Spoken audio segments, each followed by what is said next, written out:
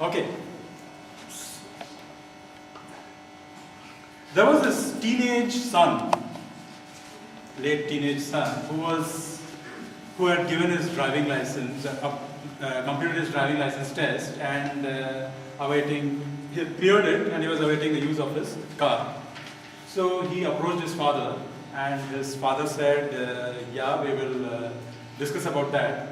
But before that, I want you to do a few things.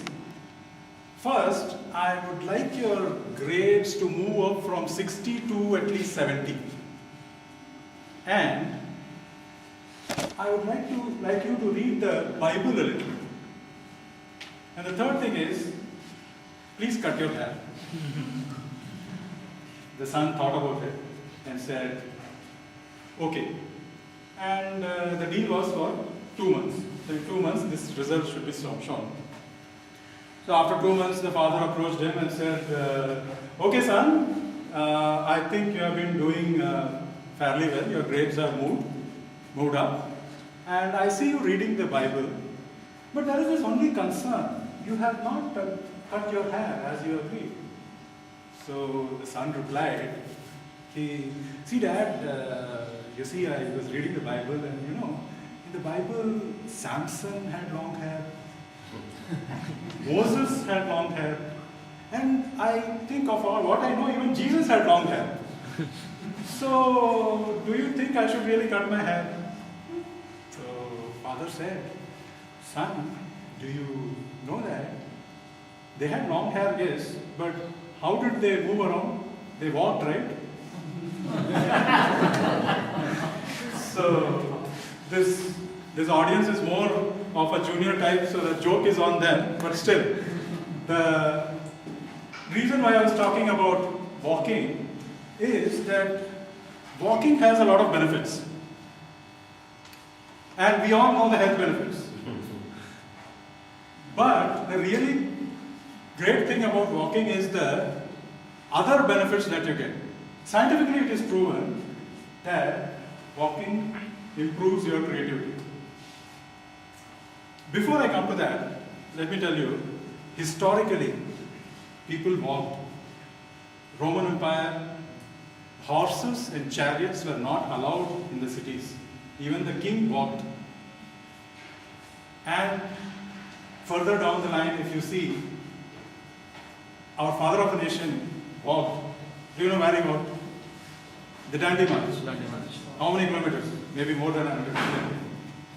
Abraham Lincoln was used to walk miles to go and to his library and exchange his book. He was an avid reader, and he used to walk miles and to exchange his book. And the best was when he was walking, he would be reading his book. And if his friends passed by, along the road he would just read the book and walk, and if his friends passed by, he was so engrossed in his book, he would just be walking. The friends used to consider him as a total nerd. So, that is, say, 100 years ago. The modern day, the walking is getting a revival, and the modern day czars, or what you can say, emperors and kings of the Silicon Valley are starting to walk. Guess what? Steve Jobs, the late Steve Jobs, conducts meetings while walking. Now you know that to think on your feet takes a whole new meaning. Mark Zuckerberg, CEO of Facebook or MD or whatever, conducts his meetings walking. So walking has a lot of benefits, and my request for you is all of you to take up walking. But talking about walking, I was reminded of another short story about Steve Jobs. It's slightly a digression if I might put it that way. Steve Jobs, I guess most of you know Steve Jobs, and most of us will also know that Steve Jobs had a huge ego.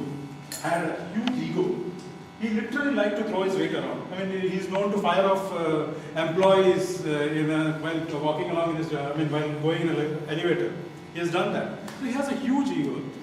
And when this iPhone was developing, when they were developing this iPhone product, in their design team, there was another Steve. There were two Steves. Steve Jobs, and there was another Steve.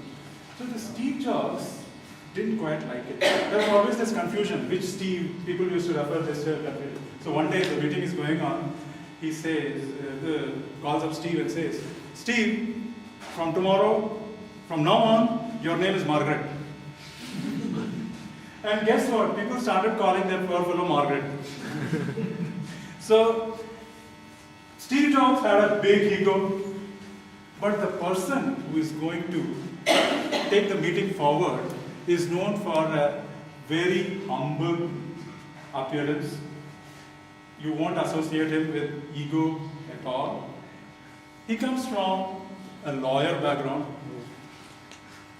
He is a lawyer and he stays with his brothers and sisters.